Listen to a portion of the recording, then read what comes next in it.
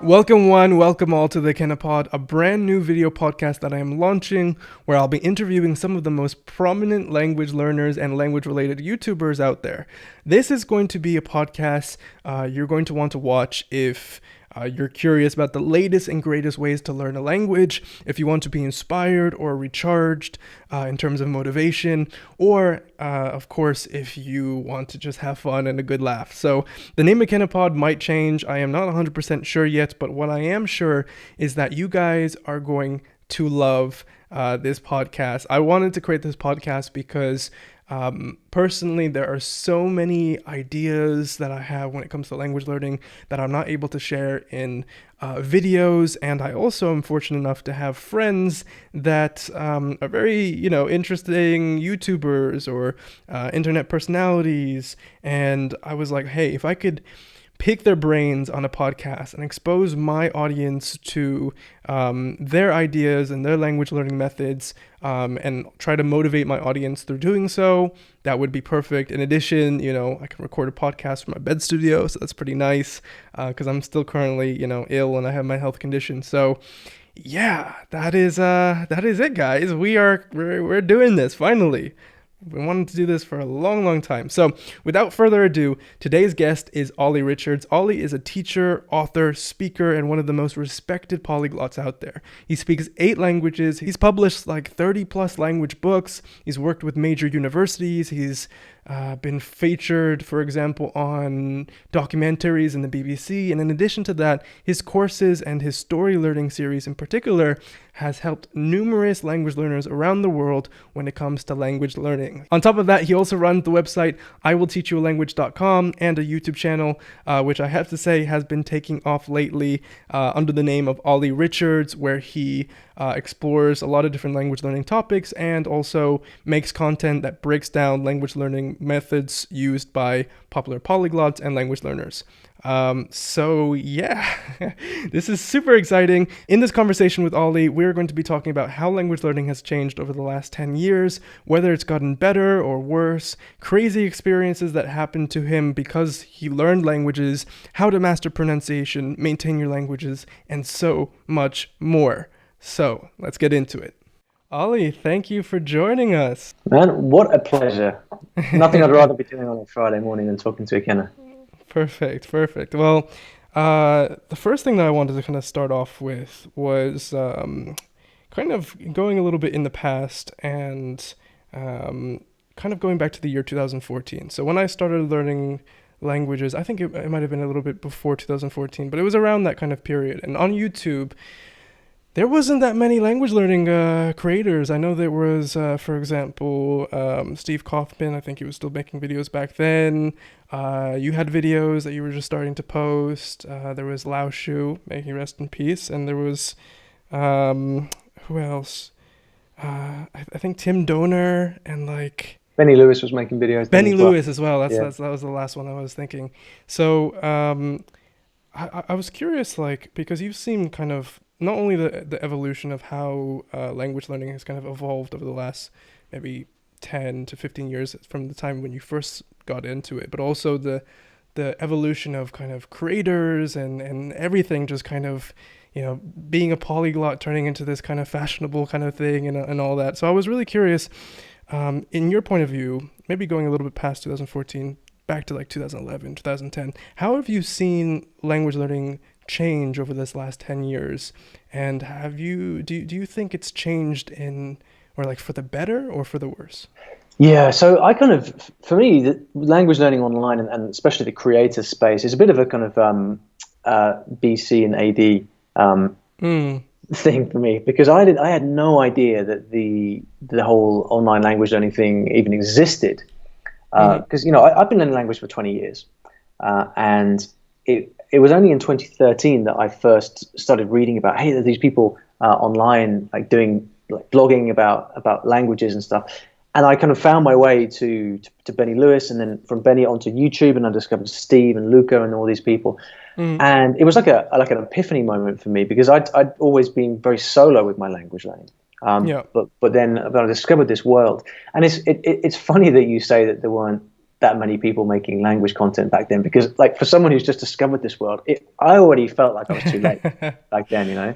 Yeah, Because I saw like Benny with 50,000 subscribers, Steve Kaufman had 80, 90,000, Luca had 50,000, whatever, and there was me thinking, oh, maybe I should start a blog. Like I was already going into what looked like a very established world. Yeah. But there's some history behind this, which your listeners might find interesting, which is that this, like what is now the kind of the creator space for languages previously was something a bit different. And it kind of began around 2012, 2013 with this series of events called the Polyglot conference. And this was when people all around the world who were into languages, people like me who've been learning languages for a long time, suddenly discovered each other online and discovered this big community of people around there who were doing that. And then because of YouTube, and mostly with YouTube, because that's where you can actually hear and see people speaking languages, but then also because of YouTube, people started to discover each other. And this was really the real exciting time of the internet, you know, when before there was nothing and now there is something.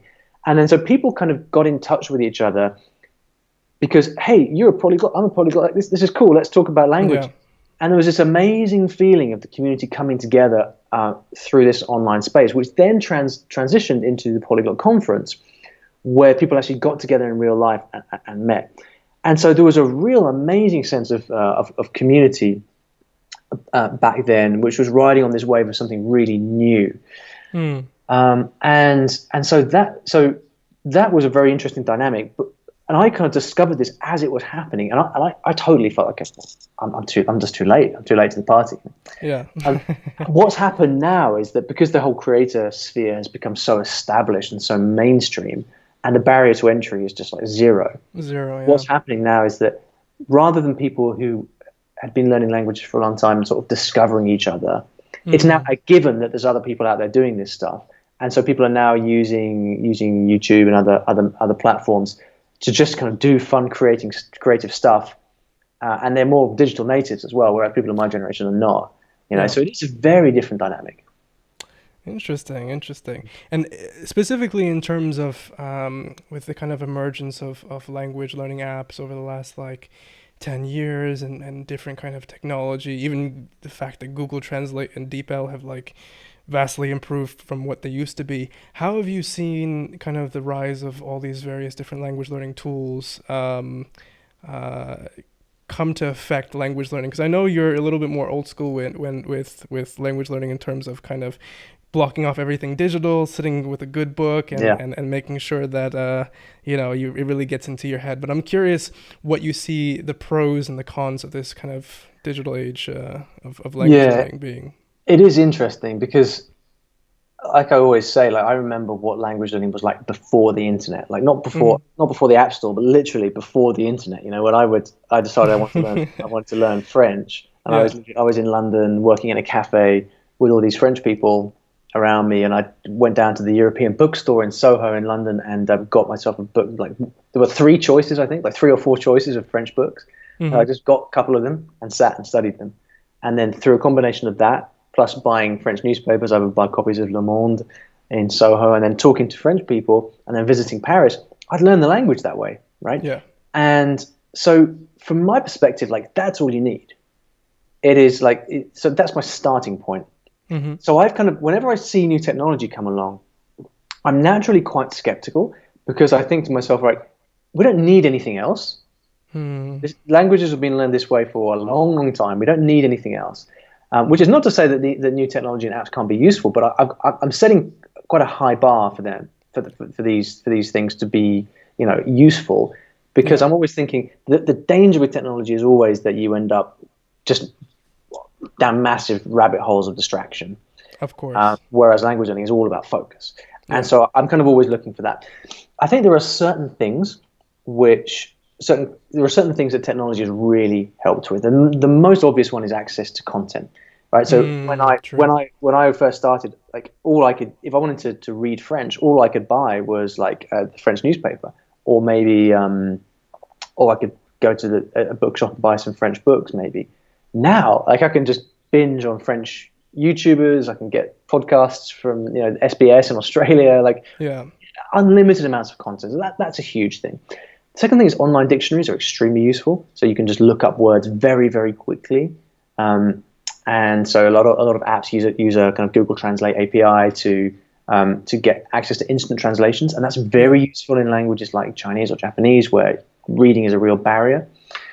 I think there is something to the kind of gamification of language in the sense that if people are not going to otherwise learn, then a fun app like Duolingo has a place. I think it's not for me, not my thing, but I can see a place for that. And I also think that apps for things like which are very repetitive in nature, like spaced repetition. Yeah, definitely, 100%. Made a lot better by technology, because I used to make paper flashcards and I'd have to kind of write and rewrite them and like, toss them out and make new ones, and that's just not efficient. So those things I think are very positive, but I think we're still in the very early stages because there's a lot of interesting AI coming along. So we'll see how that develops. I would love to get your thoughts in the future, but kind of tying into what you just said, I'm curious. It's kind of like, I feel like what you said is true in the sense that languages that have a lot more resources compared to the past. I mean, you have that advantage, whether it's Netflix content, whether it's content on YouTube or whatnot. It's funny because if you study languages, like for example, I'm going to probably be studying Igbo soon, which is my like native Nigerian language. And languages that are a little bit more, dare I say, exotic or have a little bit less resources, it's kind of like you're taking that step back 10 years, 20 years, and it's like you really have to kind of go with that old school approach, with whether that's kind of going to the country, whether that's doing kind of traditional language learning classes, if you can find any, or if it's just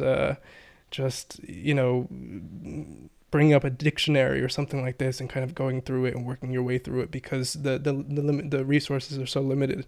But in terms of what you kind of see on the horizon, I'm curious what you think are some of the most promising ways that language learning is going to change over the next 10 years.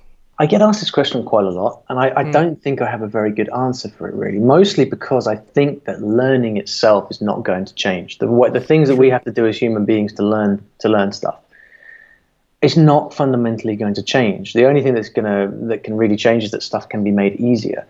So, a lot of people are very excited by the idea of AI when it comes to speaking practice, for example. I was speaking with Michael from Smarter German recently, who was saying he'd get very excited about AI for speaking, so that I could say something in French, for example, and then the AI could detect where my pronunciation was on and off and give me instant feedback, which I can see like is going to be very cool for people that don't have access to French speakers or something like that. I still see it somewhat as a kind of substitute, maybe not a gimmick, but like a second best and a substitute for the real thing. True. And tutors.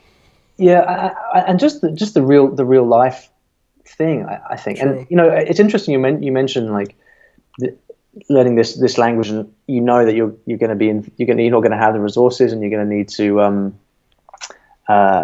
to look for some more kind of old school resources. My prediction is that you're really going to enjoy this, because I think you're going to end up actually getting a lot more kind of human connection with the language, especially because if you have like a ancestral connection to it as well, there's that dimension to it. So I think you might be really pleasantly surprised. You might get frustrated in terms of not being able to find resources, but I think also you're going to be quite surprised by just how much you can engage with the language when you have less stuff available. And I'm constantly so I write these books of short stories in different languages, and I'm always getting messages from people saying, "Oh my God, you just released a Swedish version, or you've just released a Turkish version. That's so cool." But these are languages where there's already tons of resources available, but the emergence of a book still excites people. And so when I think about the next 10 years, I'm thinking, how is it going to develop?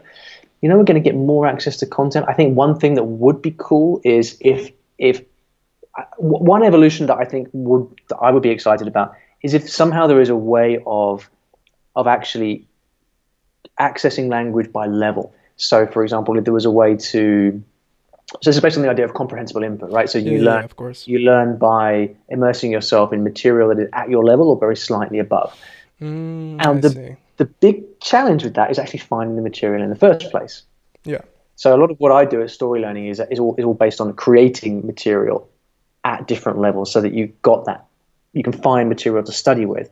But I'm only able to do so much, and I think there's probably a place for AI to actually kind of aggregate content from around the internet, create transcripts for audio, and then be able to tell you, hey, this is an A1 or a B2 level, so you can actually access almost like a kind of curated library of stuff at different levels. That would be a real time saver, and I can see that being a big advantage. But then once you've got the content, I think then you're actually kind of back to just studying it the way you study anything. So, I think there are efficiencies to be had. Yeah. Yeah, that's I think that's all that tools can do, because until you're at that moment in where for example you can just, similar to the Matrix, kind of download a language directly into your head, there's always that kind of that bandwidth problem of, humans can only learn a certain amount of information in a given amount of time, and whether you learn that information through textbooks or through stories or through Netflix, the only thing that changes is, like, slightly, I guess, is the rate of information that's actually kind of getting into your head, and that's tricky. That's tricky. So I wanted to touch upon that a little bit, in terms of your stories, and your whole story learning series, because I'm curious how that kind of came about, and maybe if you could explain to the audience exactly what it is. Yeah, so story learning is basically a method that I teach, and it's based on the idea that you can learn languages through stories, not rules. Now that's kind of a gimmicky phrase, but it tries to make the point that the traditional language learning focuses a lot on learning through rules, what's kind of called often a grammar translation method. So it's the idea that you study grammar rules, you memorize lists of vocabulary, you kind of do exercises, take tests, everything we remember from school, right? But we look around and we look at friends and acquaintances who have learned languages at school. We know it's fairly obvious that the success rate of traditional learning is like pretty much zero. People don't come out of years of school. Nice. Yeah. It's not a pretty sight. But the reason that languages are taught that way is because it fits into a model of mass education. That's how you can try to educate large groups of people. But if you think about what is the largest single group of people who successfully learn languages, it is native speakers of those languages, right? The only group of people on the planet with a 100% success rate in the language that they're learning is native speakers. And they learn no native speakers learn by studying grammar rules and things like that. They learn through immersion in their language over time. True. And so for me, the basic principle of learning should be that not like we should try to learn like children, or like native speakers, because we can't do that. We don't have the right conditions. Time barrier as well, just the fact that you can't immerse yourself in German for 10 hours a day with someone who's babying you. But that doesn't mean that the solution is to run back to your textbooks and the rules.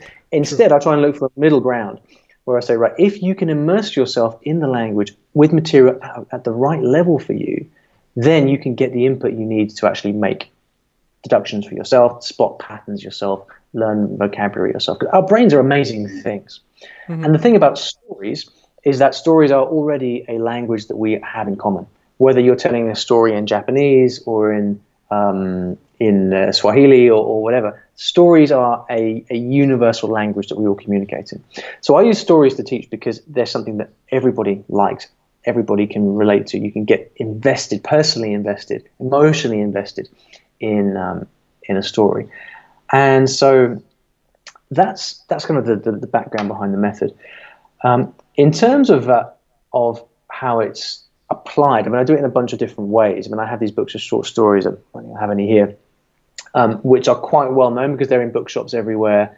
And people often discover me through those. Those are essentially graded readers, except the big difference is I try to make them fun.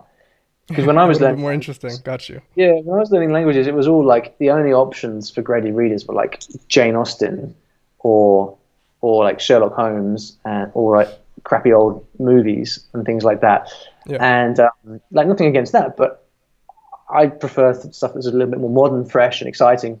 Of course. And so I kind of write these books in order to just give people fun stuff that they can read in the language learning. I have seen some of the topics that you've done. So, for example, I've seen that you've just recently released something that covers World War II in Spanish. I've seen just normally, like you had, like, for example,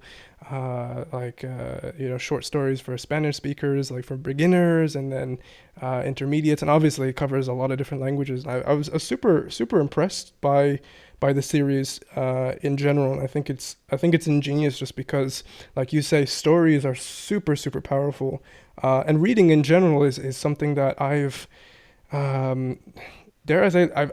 always kind of neglected, even in English, even in my native language, just because I think most people kind of go through this whole kind of high school or even middle school experience where it's like, okay, you're required to read this over the summer. You don't have a say on what you have, on what you can and can't read. You're forced to do this, and typically the books that they choose, oftentimes they're quite boring and they're quite standard. They're kind of lackluster, right? Mm. And it creates this disdain for reading, and I've kind of carried that over initially when I was younger, like into English, but then I started reading self-help books and self-development books in English, so reading was an issue. But when I first started learning my first language, which was Japanese, I figured, man, if I'm going to read kanji if I'm going to read Japanese to the same level as your average 10-year-old, it's going to take me years and years and years. I'm just going to focus on listening and speaking.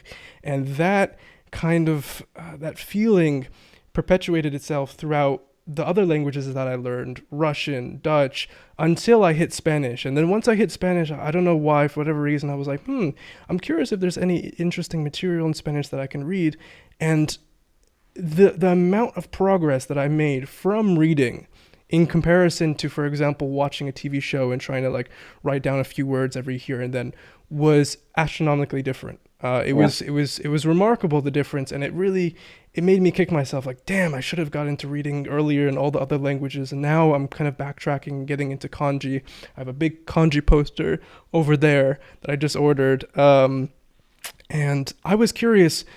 Now, for me, I don't know why, for me, reading kind of feels like a secret weapon, like something that, because I started off with a super intense language, super difficult language, I never really got into it. But now I'm kind of like, the gates are open. I'm like, wow, it's a whole world out here. I'm curious, what benefits do you see reading having that other mediums just don't have? You're not alone in experiencing this with reading as well. I mean, I think certain people are natural readers, other people are not. That's just the way things go, and a lot of it, I think, is down to school and how we're taught. So the thing about reading is there's a couple of things, right? The first thing is that reading is where people who write really take the time to craft beautiful sentences in the language. People who write, they have ideas, they formulate their ideas, they put them into written format, then they go back and they edit them. Writers take pride in crafting beautiful sentences, beautiful language in a way that you don't have when you're trying to make a Netflix show, for example, where you're just trying to communicate with the masses. Everything that's possible within the language. Beautiful language exists in books. Like, that's just always the way it's been. There's a reason that. I guess I was going to talk about Jane Austen and Shakespeare. I mean, they couldn't have done podcasts or Netflix even if they wanted to, right? But the written format is there because we can take the time to craft beautiful stuff in the language. When we speak, we use something like 10% of our known vocabulary. And so whenever you're watching or listening to people speaking, you're only getting a tiny fraction of everything that's available in that language. Yeah. So as soon as you start to read, you unlock like 90% of the language that's not used on a regular basis, which by itself should give people like real pause for thought. But the main thing for me is actually as a medium for studying, reading is just far more effective than or far more. That's it. It's far more dense, maybe. I was going to say it's far more accessible than listening because people say, you can turn on subtitles on Netflix or on YouTube, and you can. But I don't know about you, but when I'm learning a language, I want to have a page in front of me that I can read through that I can go back and forth, reread a sentence easily, like mark up, highlight words, make little notes in the margin. I want to be able to see stuff in front of me so I can go back and forward, up and down, and take my time. The trouble with listening or watching movies and stuff is that it's a very impractical format for studying. You've got to always be rewinding. You may or may not have the words on the screen. And if you see a sentence on the screen, you can't see what's coming up next unless you find... Yeah.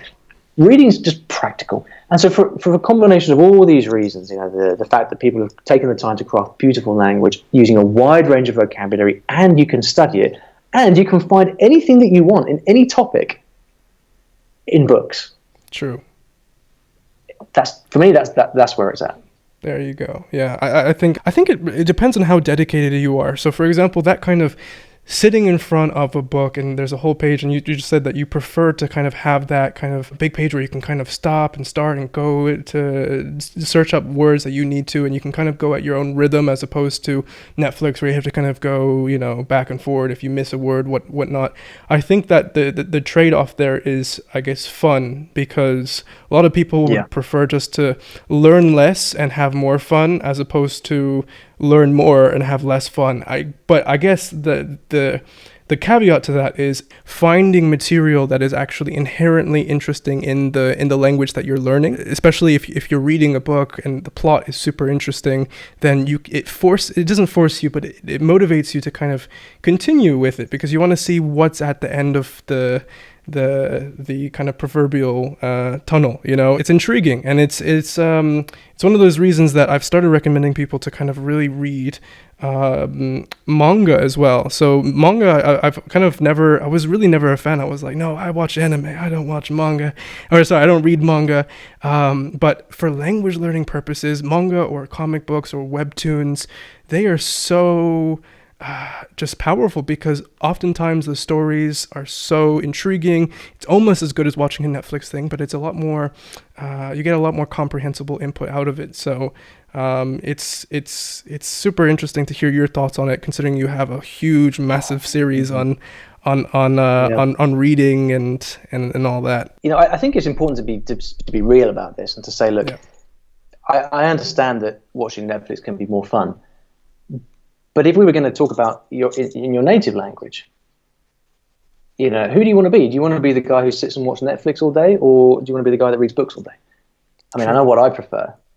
And it's true that one is more fun. It's like the difference between joy and happiness, right? One is more in the moment, but then the other is more long term. Yeah. What do you want to do? You can people drink and do drugs and stuff for joy. But then happiness can come from building a family and being healthy and all of that, right? Of course. And I think of, I may offend a few people by saying this, but I think it's true. The people in your life who you can think about, friends of yours who read consistently, are generally more educated, smarter people. It's just the way things go, and so I think it is important to think about how much reading you want to have in your life, because that will have an impact on what you do. But then at the same time, this is exactly why I worked on my series of books, because if when it comes to reading, your choices are Jane Austen or Charles Dickens, it's gonna be too dry. And then you've got Netflix. Like, what are you going to choose? So, like, for example, on these, you mentioned this book recently, like the book on World War II in simple Spanish. Yeah, which is like tells a story of World War II, or this one, which is like conversations in social media Spanish. So it's a story that tells about people interacting with each other on social. They have to get out of an escape room by texting each other on Instagram and Facebook and stuff like that.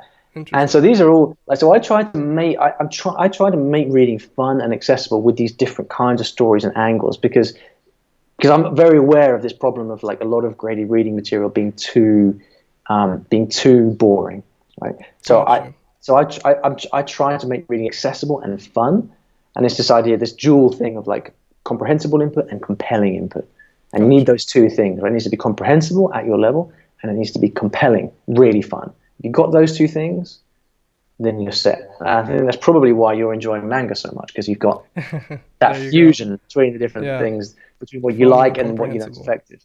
So I kind of leaving the reading subject behind, I'm curious on a personal level, as a language learner. One of the things I wanted this podcast to be is not just specifically kind of tips and tricks, but more towards that, more also towards motivation, something that can give the listener kind of like that boost that they need because it inspires them. So one of the ways I thought that could be interesting is by asking guests what is maybe either the most fulfilling or the craziest experience that you've ever had due to the fact that you can speak another language that you would not in 1,000 years, would have had if you only spoke English.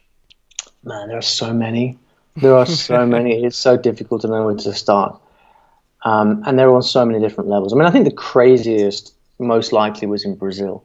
I spent quite a lot of time in Brazil. And are you very familiar with Brazil or Brazilian music?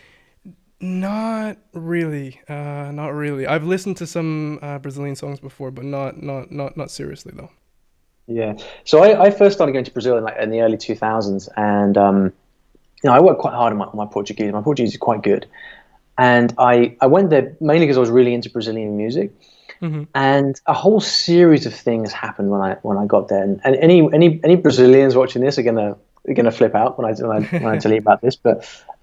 Maybe I can send you some photos so you can put these on the screen later. But basically, I went to Brazil and I followed the music. So I would go to these events where you had like a samba de roda or samba de mesa or pagode, and I would go around and like just hang out with in these musical places. We go to forró, we go to all these different things, and eventually I got in with this kind of samba crowd.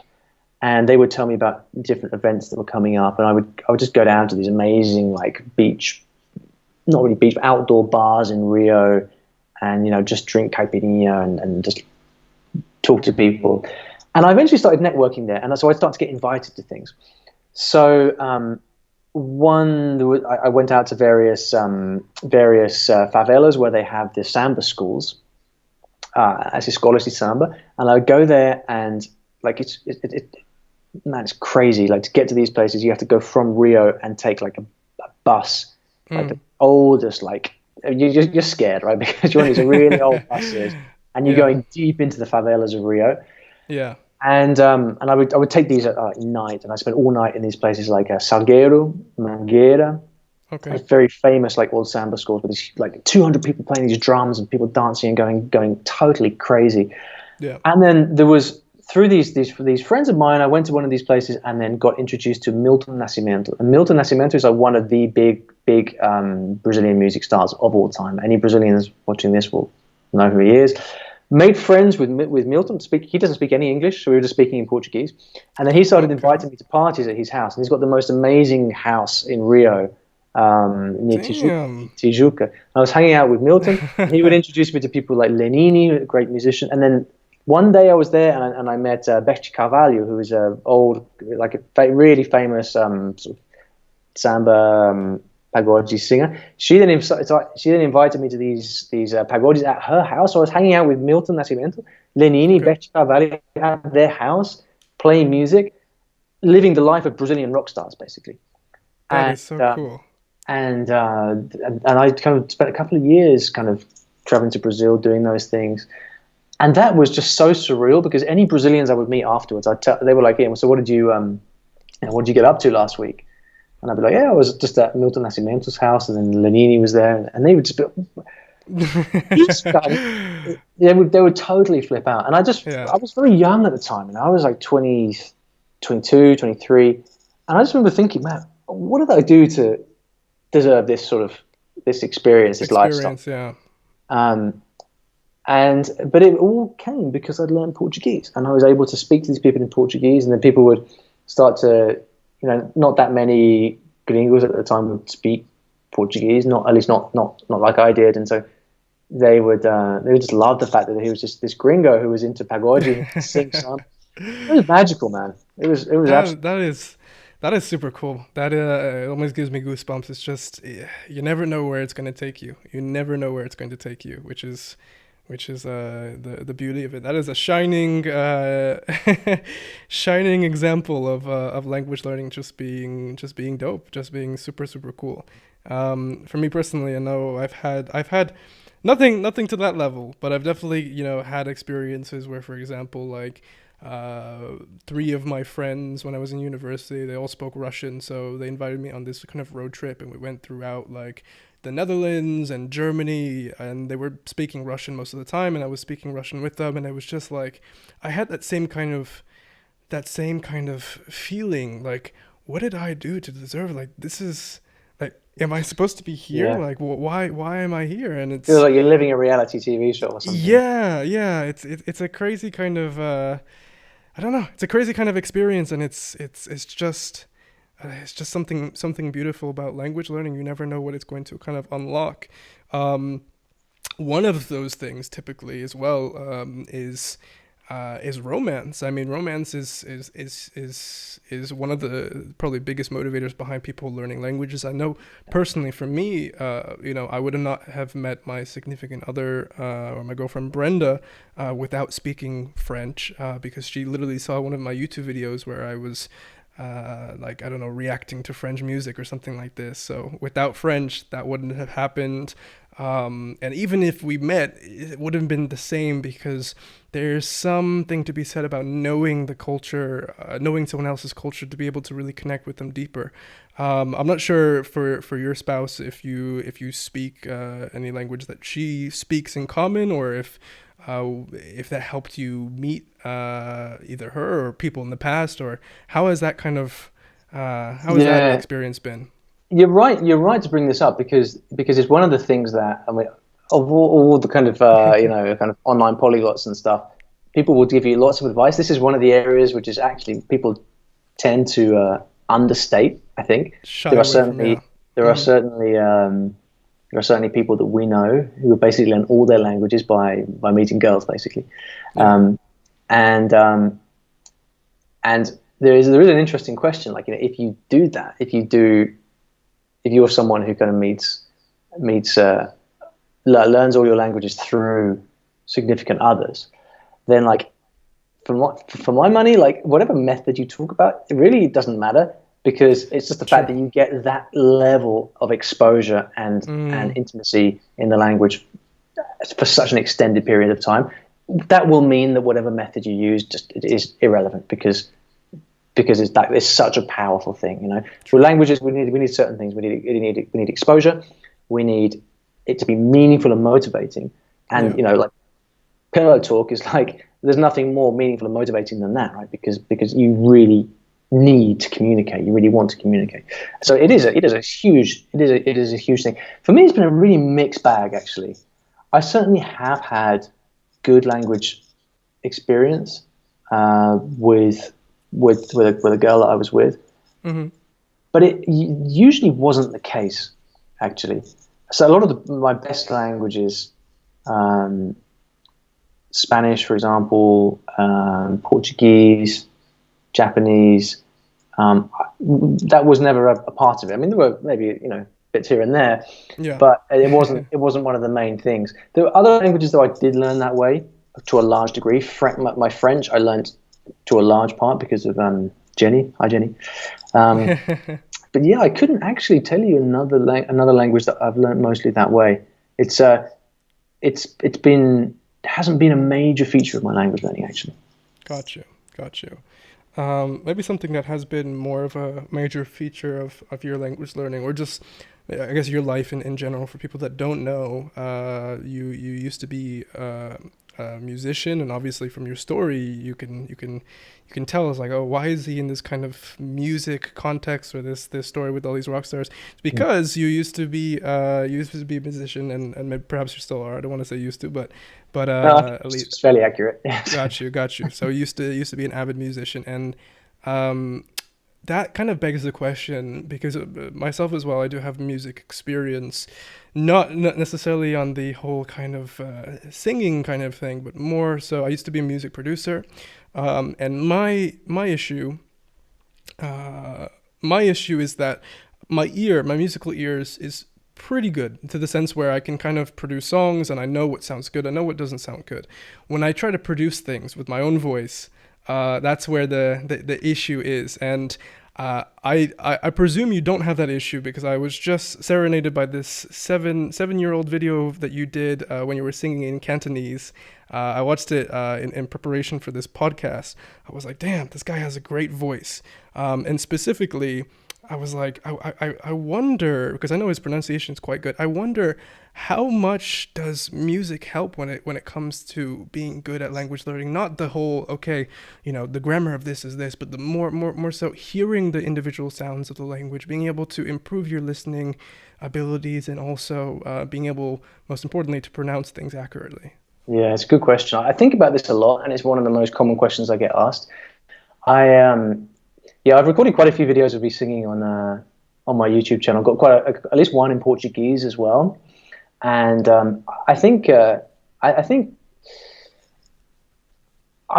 always been quite aware that there are lots of things that I have strengths and weaknesses in language learning. Pronunciation has always been one of my strong points. I've always felt that I've been quite good at developing decent pronunciation in languages. And I do think about how far that's related to music. And I have to kind of conclude that it is quite closely linked to music. But also, I was learning music at a very high level. I mean, I went to music college in London, did a 4-year music degree in jazz piano performance. Like, I was like, I've got a very strong musical ear from just a lifetime of playing music. So I think that may possibly help. Compared to someone who's maybe just done music as a hobby for some time. I mean, I was really I went very deep on music. So I do think that the musical ear that I developed has certainly helped with being able to hear things, like tones in Cantonese, for example. I've never had a particular problem with. I find it quite easy to hear. I know that not every musician it's not for every musician that translates into good pronunciation as well. So I couldn't tell you whether it's just a kind of natural ability I've got or whether it's related to the music. I do think it's related to the music, just because it would be weird if it wasn't. But I don't have any particular insight on that pronunciation side, because I know people who are of all sorts, right? I know non-musicians. My friends Richard and Alex, who they have native like pronunciation. They're not musicians, and likewise, I know musicians who have got awful pronunciation.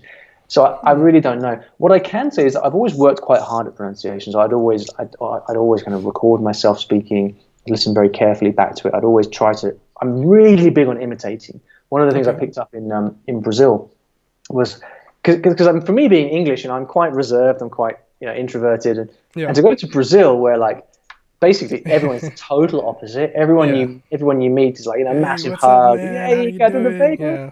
And so I found that I very early on I had to make a choice. Like, am I going to be myself, or am I going to try and fit in? And I made the choice to fit in, because I really like these people. I love the way they live their lives. I love their energy, their positivity. So I really had to push myself to kind of be more Brazilian around Brazilians, which you have to be with Brazilians. You can't be the quiet guy in the corner with Brazilians. You've got to be at their level. Yeah. So I remember like just observing like how do they greet each other when they meet friends? What do they do exactly? Like body language, like face. What do they say? How do they sound? And Brazilian intonation is so singing, it's so song-like. And I was really mimicking that stuff very, very carefully. It was the same thing when I went to Japan. I would like kind of walk down the street practicing the kind of the sounds and the body language, and so I've always been really big into that. So I think probably a kind of combination of a musical ear plus a real desire to mimic and imitate people probably is what did it. And in terms of more specifically kind of pronunciation, because I know a lot of people have issues with pronunciation, and I think you brought up a few interesting points, kind of really being wanting to fit in so much that you want to essentially perfect it, and you want to kind of imitate everything that a native speaker does, the way that they scratch their head, the way that they they say like, oh, screw you and all that stuff. But when it comes to pronunciation specifically, what have you seen personally that helps you the most when it comes to really developing that pronunciation? And more specifically, I'm curious, like, have you, because I know a lot of people have different methods, have you, for example, broken down audio tracks where you, for example, would just listen and pronounce it, pronounce it? Do you do the typical kind of like shadowing thing? No. What has been your routine, or do you just learn just through hearing as much as possible? So I'm very holistic with this stuff. Okay. I'm extremely holistic. I mean, I do some of the micro stuff sometimes. I have done it where you're going to break stuff down. But for me, it's all about spending time in the company of people. Pronunciation is very much a top-down thing. When I see people trying to really study the details of the pronunciation, the phonetics, like it doesn't, and whatnot. Yeah, like bottom up rarely works. So we need to make a distinction between pronunciation and accent as well. So pronunciation is the ability to accurately pronounce the sounds of the language. Yeah. Right. And every language has a set of sounds, and you have to be able to pronounce them. Accent, and then intonation, similarly to intonation then, is actually how you deliver that. And people can speak English, for example, in 100 different ways, and it's all correct. But I think people get very, very self-conscious over pronunciation. They study in immense detail, but it doesn't transfer up the tree, because it's very difficult to then go and meet people and then remember everything you've studied and then actively use it. Actively use it. Yeah, just like grammar, right? It's very difficult to take a bottom-up approach to grammar. So for me, I've always, with the languages that I'm strong at and where I've developed a good pronunciation, I've taken a very holistic approach of spending time with people and then being there, mimicking them, observing and mimicking as I'm there in battle, as it were, in the action, in the thick of it. Because that's where you get instant feedback. You try and say something, it gets corrected. You realize very quickly where you're saying things which are not working, which are not being communicated properly. And then likewise, I've always been really big into learning songs as well, because I find that when you learn songs, for a start, the people that singers have very, very clear diction, so you get very clear. You listen very closely to the way that certain vowels, especially vowels. Vowels are usually the problem area for native English speakers. True. How vowels are pronounced. So I've always learned a lot of songs, and that kind of repetition and intense focus on specific things just helps to kind of raise that minimum standard. So I've always been very, very holistic about it, and I've taken the view that I always take this view really that the language skills need to be developed as a whole. Which is why I'm a fan of reading, because it just brings in all the whole language into one activity. And you can have the audio book on top, and so you get the audio listening practice as well. When you go out to actually use a language in the real world, you want to keep that holistic approach, because if you don't, then you've got this, like, if not now, then when? If everything is always done with deliberate practice, then you're always kind of putting off the real deal until later. Is there something to be said about having practice and then having the match, so to speak? So, for example, one of the things that I've seen with Alexander Argulis, I never can pronounce his last name, but speaks like 30 languages, and he's just the most passionate polyglot I've probably ever seen. I've seen on his YouTube channel several times where he has videos, for example, breaking down Russian phonetics, or not even breaking down Russian phonetics. That's a little bit more of the micro approach that you're saying. He's literally with a real Russian person, so I think a Russian teacher, and she's drilling into his head like, no, it's not, yeah, it's, yeah.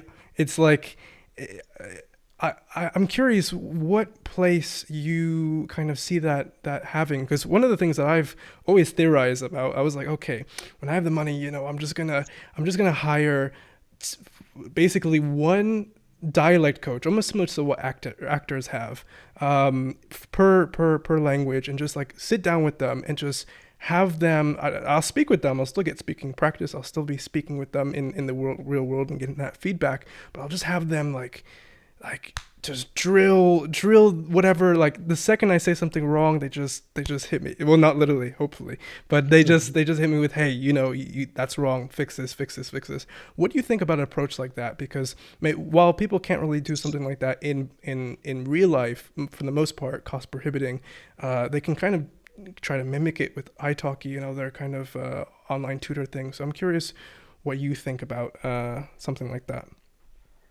I think there's a few different issues here. One really important issue is, so I think we could look at this in two different ways. Is this a way of actually learning the language in the first place, or is this a way to perfect the language? Because a lot of the time, like these things can get a bit confused. There's an interesting debate going on around YouTube at the moment about pitch accent in Japanese and to what extent that matters. So let me start with a kind of top-down level, and I'm very much of the view that you don't have to be perfect in the language. Language learning has a nasty habit, especially on the internet, and this is probably one of the more negative developments I think of language learning on YouTube. Mm-hmm. It's a tendency for it all to turn into a bit of a pissing contest, and it's like, who's got the best Japanese, who's got the best Spanish, whatever, and if you live a life in the real world, you don't care about it. You just don't care. You don't give a shit, right? Yeah. And so I find this stuff a little bit distasteful because that's just not real life.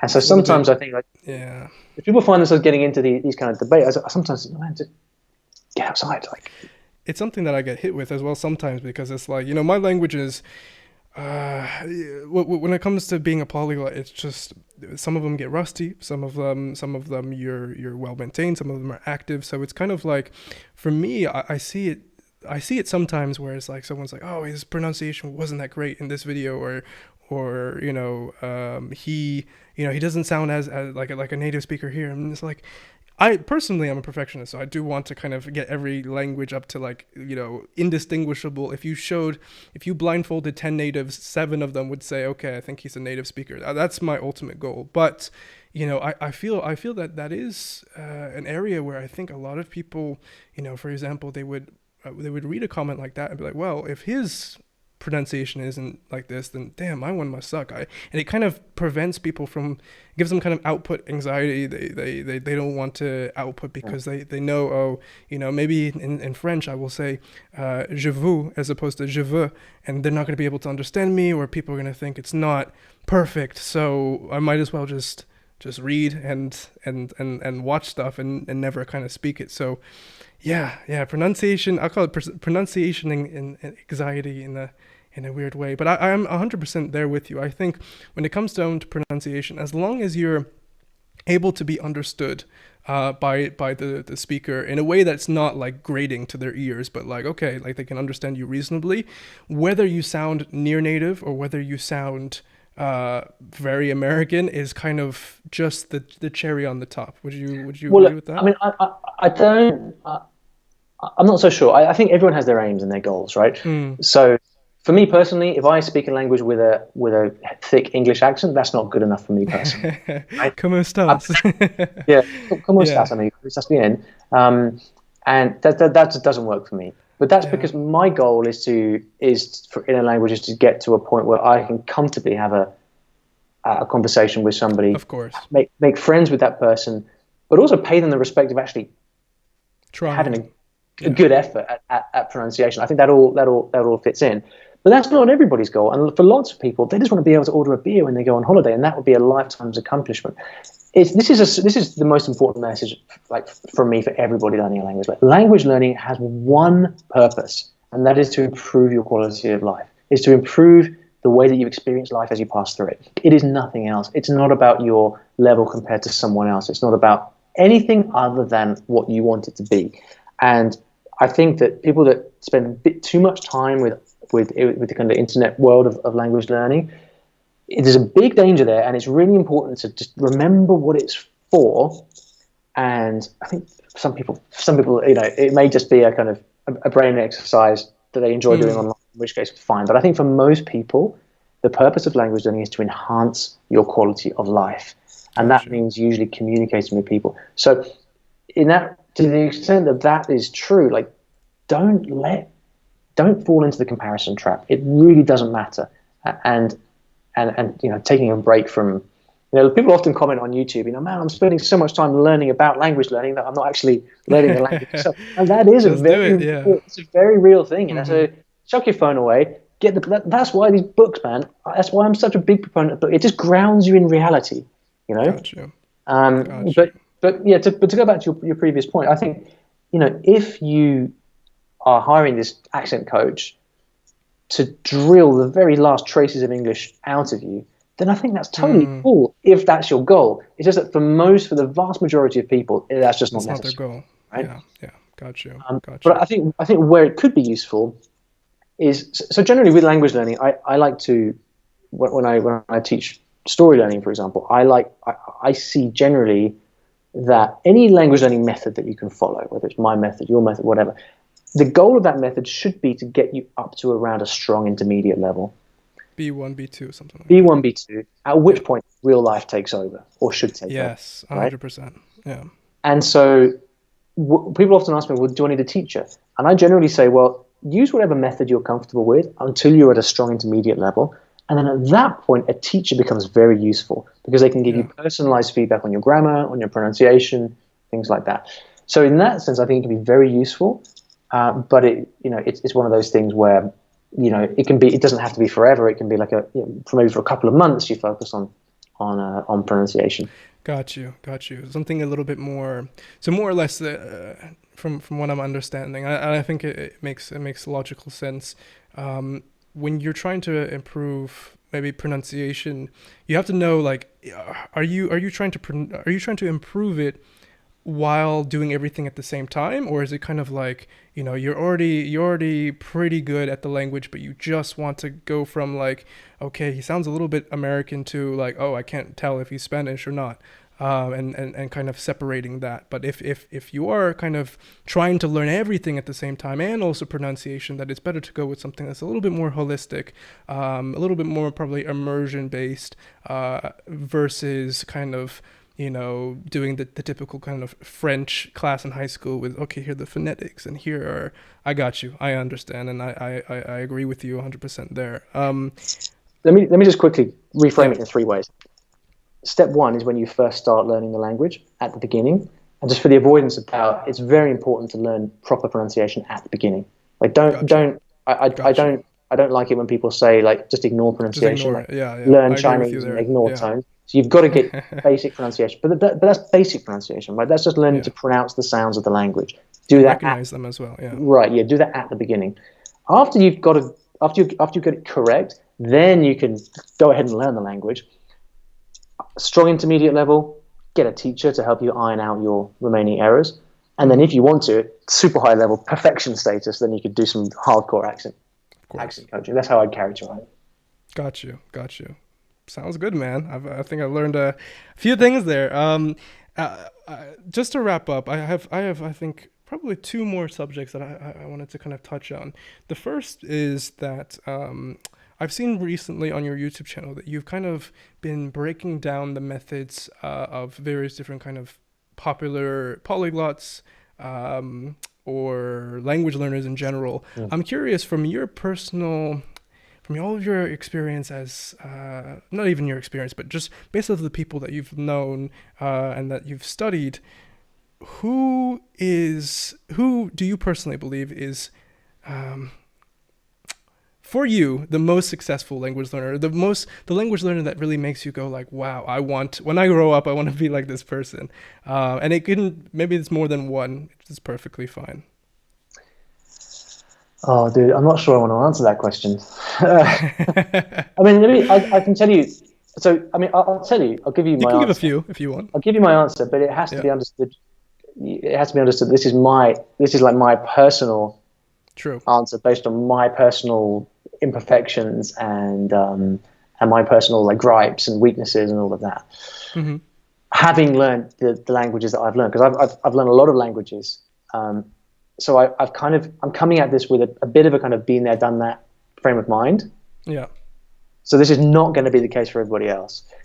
I would say out of everybody, the person who I would, if I could swap brains with or swap, just download the knowledge of would be Matt from Matt Watch Japan. Yeah, I think me too. Yeah. But I want to say why. Because I think for most people, I would hope that wouldn't be the answer. Because Matt, for people who don't know, it has reached a phenomenally high level of Japanese, yeah. Having hardly spent any time in Japan at all. It's remarkable what he's done.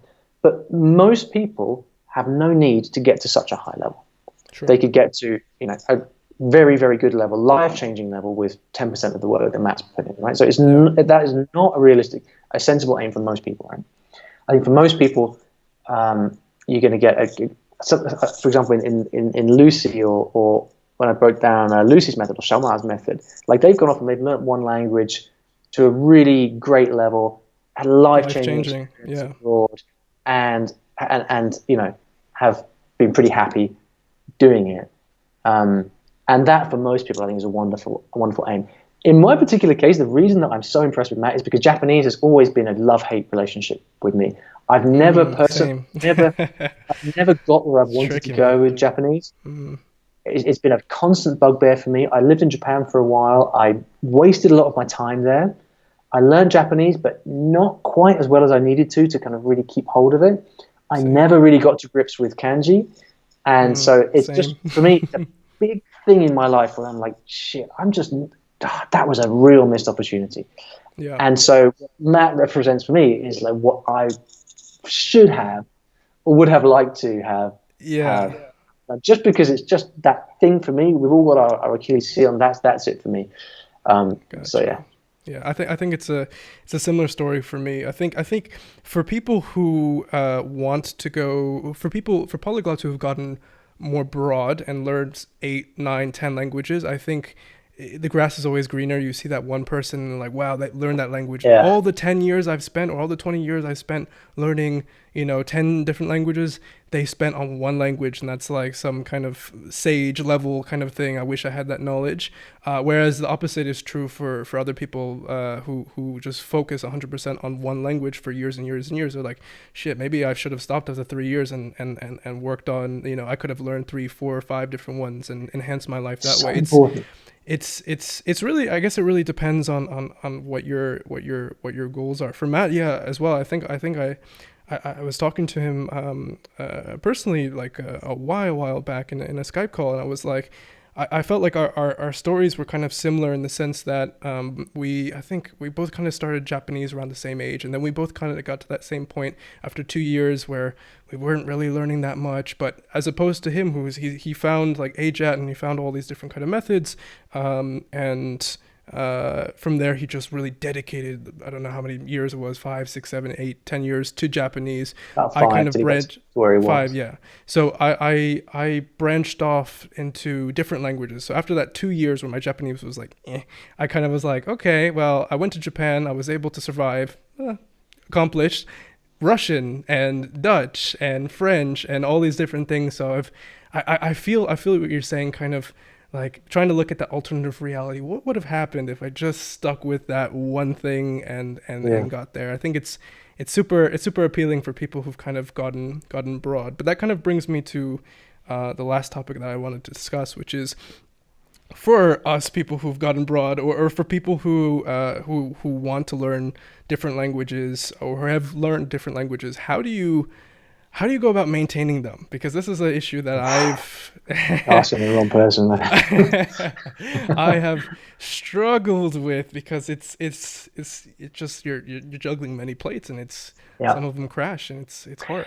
Hopefully, one thing that people have picked up from, thread that people would have picked up from this, from what we talked about here, is that for me, language learning is all about enhancing your life. It has to fit into your life.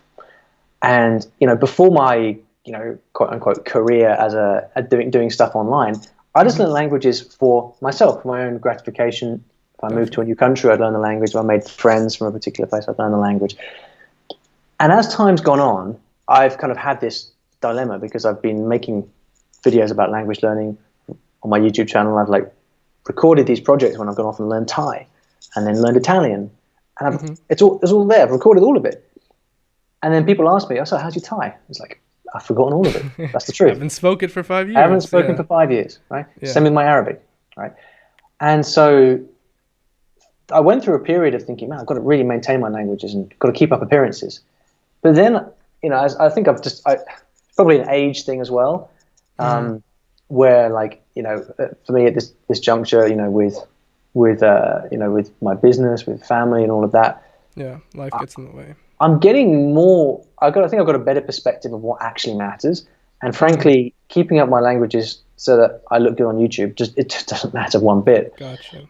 And so the truth is that I keep up my languages that I actually have a use for in my daily life.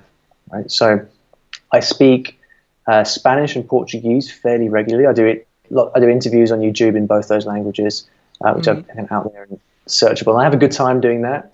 Because I also really get on with Spanish and Brazilians and all that. So I enjoy doing that. I also use them with friends quite a bit. I speak Japanese a fair bit, Cantonese a fair bit, and French from time to time, Italian a bit less. And they're all kind of at different levels. And but I just try to be happy. I know that with any of these languages, if I ever need them seriously at any point in the future, they can come back. Come back. They'll come back to me, right? They're not lost. The ones that are lost are the ones that I never got up to a strong intermediate level at. Right? Those ones, I think, are in trouble. But languages like my French or my Italian, which I got to a B2, they are still there. They're never going to go. Yeah. And I can get them back when I need them. But I'm pretty. I just. For the last couple of years, I haven't really learned languages, is the truth. But I'm happy with that because I'm focusing. I get a lot of fulfillment now from writing books, from helping and teaching other people to learn languages, from a lot of different things. And so I just take a very kind of a very laissez-faire approach to the whole thing. But that's just me, and other people will have more of a need to maintain their languages, and I know people have all kinds of crazy routines to keep up with languages. And I think all I'd say is make sure you're doing whatever your need is for maintaining your languages. Just make sure you're doing it for yourself, and not because some guy on YouTube says that his level's better than someone else. Do it for yourself. I feel like I felt like I needed that. I felt like a big weight kind of leaving off my chest because I personally feel bad sometimes for not maintaining my languages. And you can ask my girlfriend, I'm very bad at maintaining everything. Just when it comes to, like, for example, if you ask my girlfriend how the plants survive in my office, they don't. It's just I'm very bad at just kind of keeping up, and it's just how my mind works. I'm always focused on the future, and I think or life gets in the way, and I think a lot of people are like that. And I think you'll have a lot of people who have studied languages in the past and they feel super bad because Anki doesn't motivate them anymore, or they feel their language kind of slipping away, and they kind of have that visceral, like, damn, like I put so much work into it. Am I really just going to let this thing this kind of sunken cost fallacy? Am I really going to just let this thing kind of wither away and die? But I think for people to know, one of the things that people should know, I think is probably one of the most important, I think you just touched on this, is that, if the goal is always learn a language to at least, and this is something I talk about a lot in my ebook, learn a language to at least a B1, or just even if you don't know the rating system, an intermediate level. Like a solid intermediate level, because if you learn it to that level, you will never forget it. If you learn it, you study it for 3 months here on Duolingo, and then you stop for 2 months, and you get back into it, you do a little audio course, and then you stop. If you kind of never pass that kind of upper beginner level, you're going to forget it, and all of your progress is going to kind of wither away. So if you can at least get to that intermediate level, then whether you maintain it through watching TV shows, or just whenever you need to use that language, which is what you just said, which I love doing things that are useful, so that really appealed to me. But I think that's good enough. I mean, the other side of that is that if you take a step back, why are you learning a language in the first place? And I really hope that people don't learn languages because to think it makes them look cool, because Yeah. apart from anything, it's a colossal waste of time, because as soon as you stop caring about looking cool, you've just spent all this time doing something which may well be beneficial for you. But the thing about a language is that if you choose to learn a language which can become a real meaningful part of your life, then you do have that forever, right? So that's mostly the case with me with 4 languages, with Spanish, Portuguese, Japanese, and Cantonese. Like, they are part of my life because I have friends in those languages. I travel to those countries. Yeah. And so maintaining them is never an issue because I just use them all the time anyway. So if people are kind of like in a conundrum thinking, okay, I've learned these languages, how am I going to maintain them? If you have no need for them in your life, then chances are, I think you probably really should seriously consider just drop them, because you've only got one life. And what's the point of maintaining something you don't have any need for? That's something that I found that I think I might do with my Dutch. My Dutch, it's such a shame because I'm able to speak it to a good level, good enough to be able to actually study music theory at college in Dutch, which was, I don't recommend doing that. It was a nightmare. But because you had to learn 2 languages at the same time, more or less. But I'm letting it kind of drift away, and my nephew is half Dutch, and my sister speaks Dutch, and she lives in Amsterdam, and my brother-in-law is Dutch. So now I'm kind of demoting it to kind of a family language where I say, I don't care how well or how bad I can speak it. This is just for me to be able to connect with my nephew in the future, my sister, and my brother-in-law, and that's it. And that's the usage case here. Whereas for the other languages, I do want to kind of use them in more of a professional environment. But I think what you said is perfect. You need to kind of analyze, do you even have the need to maintain these languages based off of use, what your usage case. And if you find out that you're never going to use this language in the future, and you don't even read content in it, and you don't even watch stuff in it, then chances are it could be okay to let it die, especially if you've got it to an intermediate level. Then it never will truly die as well. It will always still kind of be there, and you can always reactivate it at a given time. Yeah, man, that is really, really cool advice, and I think that's something I personally need to hear. So I just wanted to thank you so much for being the first person on the Ikenna Pod. This is my number 1. Oh wow. Yeah, cool. you're number 1. I was planning to do this thing for 9 months now, and my health has never kind of allowed it. So yeah, congrats for that, and thank you so much for joining us. I've personally learned a lot, and I hope that my audience has as well. So cheers, man. Thank you so much. What a pleasure. Yeah, well, thank you for the invitation. Before we leave, if you want to promote anything, where can people find you at? Just give us all the details. Sure. Well, go and subscribe to my YouTube channel. So go to YouTube. You go to YouTube and then search for Olly Richards, and that should pop up. If you listen to this on the podcast, I have a podcast called the I Will Teach You a Language podcast. And if you'd like to check out my books and courses and other resources that I have for learning a language through stories, then you can go to StoryLearning.com, and that will give you everything you need. Perfect, man. Thank you so much for joining me today, and thank you guys as well, listeners, for tuning in. And I will catch you guys all next time. Take care.